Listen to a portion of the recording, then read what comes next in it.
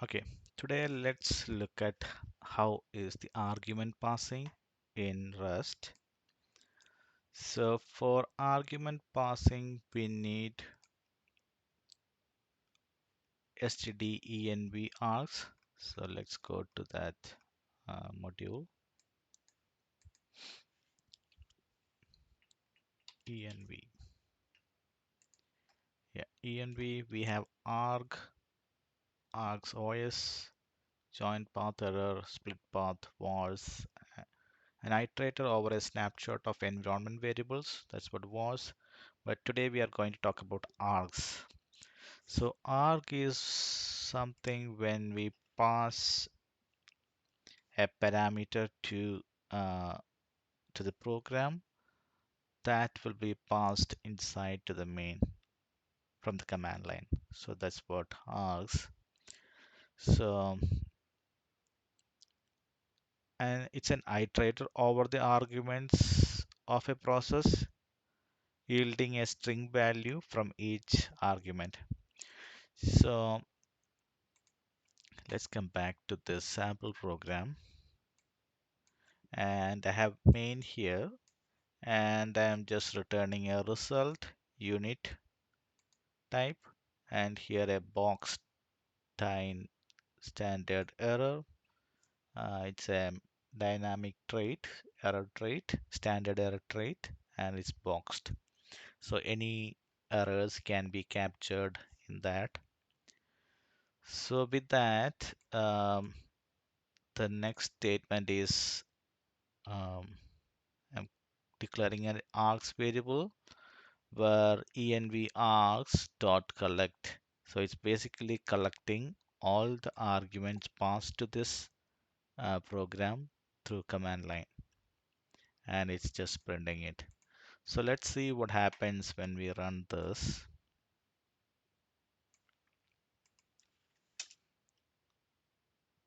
Oh, I didn't save this.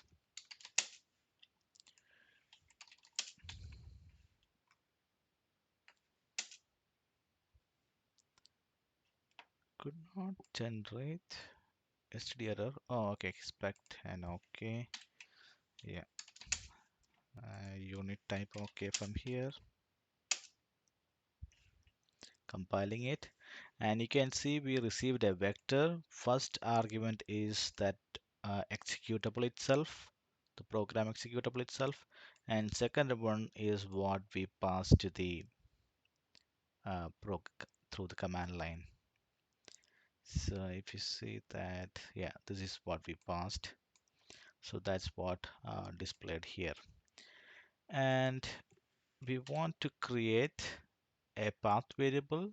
For that we can um, pass the argument. Here I'm passing that second argument. So that will be second, the first position on the args, and I'm creating a path. So path is,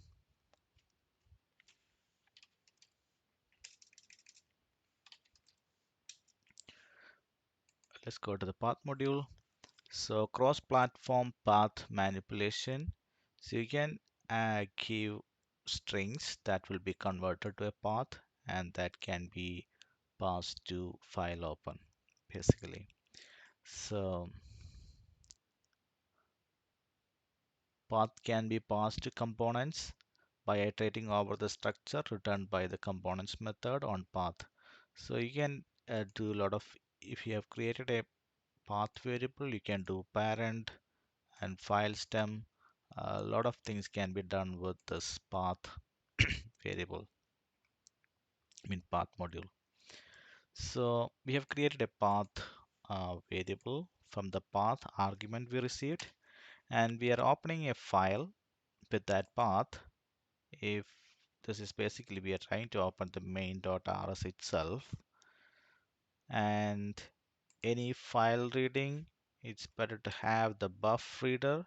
If you're planning to use read to line or read to string, read to end, those kind of functions, we need a buffer reader. So I'm creating a buff reader on that file read file. So file just be open now, and we are creating a string, and that string is what we are going to uh, generate from the file that we are reading from the buffer reader. So this reader will go and read the file and just update that string variable and give as a result. If it's unit size, I think it's the number of bytes it's written. And so here we are reading all the file to the string and printing that string. That's what basically this program is. And in order to use path, you need to import std path. And for using file, you need to import stdfs file. And buff reader, you need to have stdio buff reader. And args, obviously we need stdenv args. So that's enough for building this program. Let's build this.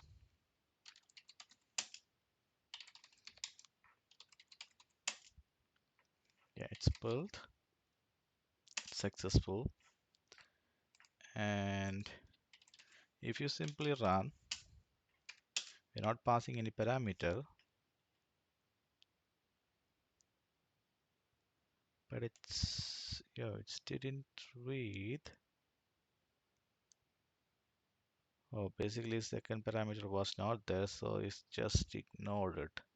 So nothing has opened, right? Print as argument.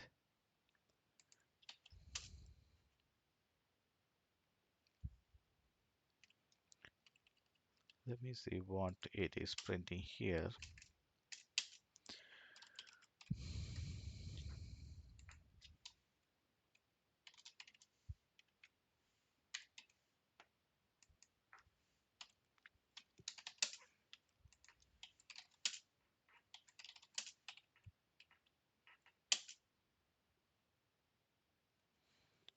Yeah, file cannot be formatted. That's okay.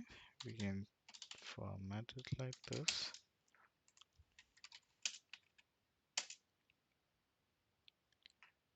Error. Process didn't exit successfully.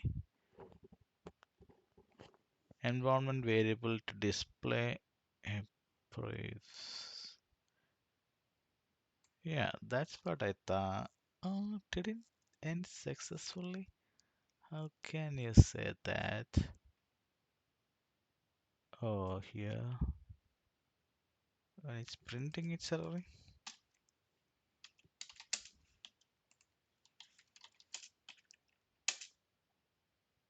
No, it's not printing. It's, yeah, basically trying to, but it should have, oh, reader. I think it's creating problem here.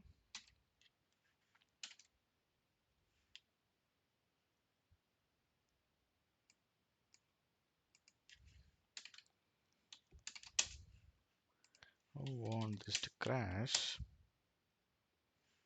Hmm. Oh, there is no argument one, so it's, oh,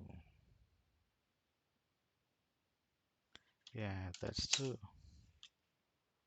It's array overflow basically. Hmm.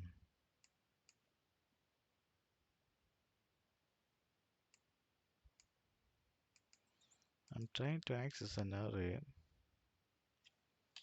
It is not there. Hmm. It shouldn't basically compile. I don't understand why it's compiled.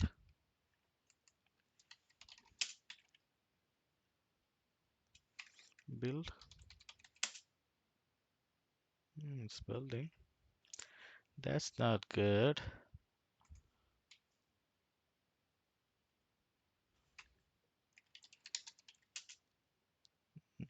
Okay. So let's do a.txt. That's the file I have here, and it's just a Naveen text file. So it just should print that content. Yes, it's printing that. So that's working, but I don't understand this. Why this ampersand args one worked before?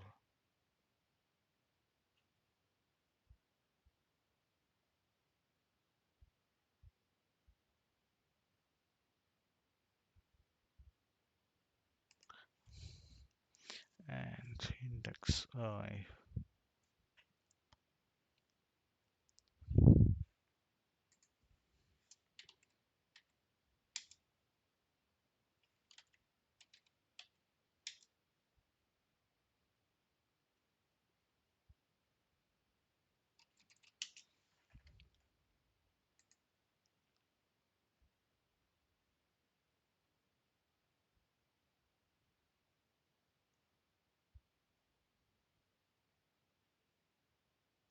the capacity.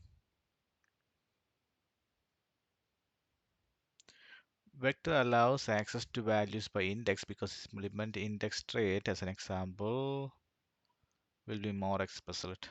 Okay.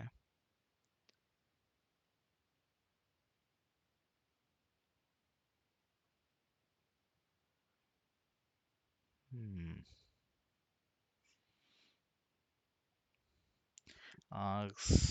Yeah, this makes sense. And we will run one more time. Just want you to show dot slash src slash main dot rs. Yeah, it's printed that may our program itself. That's good. That's good. But I don't understand this. Why this is not captured? Process entered. Third main panicked. Yeah, index out of bounds. Length one out. Okay. Yeah, this makes sense. How should I capture this? Is this impossible?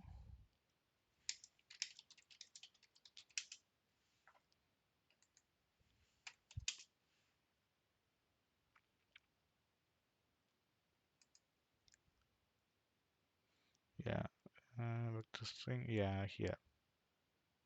How the program exit. This only.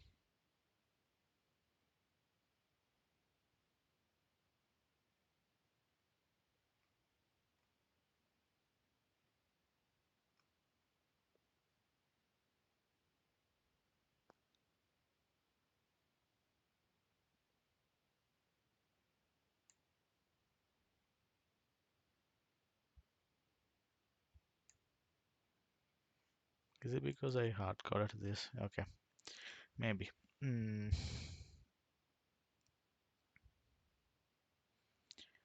Okay. I think that's all I need to cover in this program.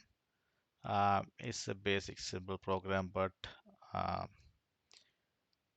it's good to know how we can pass arguments from command line to Rust program. And if you are building some CLI programs, then it's obviously good to use the clap crate. So, but for simple, I think we can build ourselves. But if you're really looking for a CLI software or CLI tools, I think better to use clap. So that will give you a lot of built-in functionalities. Clap docs. Yeah, tutorial. Yeah, you can do clap add clap features derive. And if you're writing something like this, when you run dash dash help, you can run. It will list out these details. And yeah, deep mode is off. Yeah, this is for this program. So yeah, if Clap is one good crate to explore if you're trying something with a CLI. Yeah, the argument passing from command line and with extra lot of functionalities are built in this. Yeah, I think that's all I need to cover in this video. Thank you for watching this. We will connect in the next one. Thank you.